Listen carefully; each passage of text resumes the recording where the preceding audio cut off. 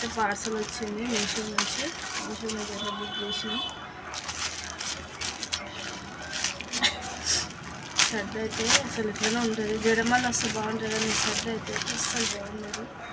నేనైతే పట్టీలు ఆర్డర్ పెట్టిన అయితే ఎండి గుంట అయితే ఊరికే జారిపోతుంటాయి.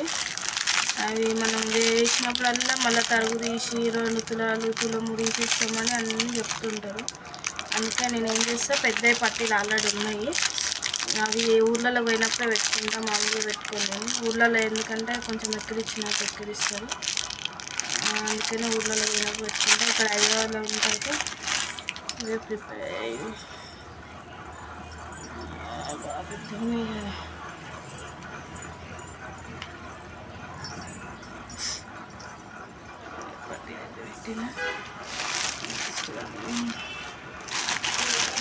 ఇవైతే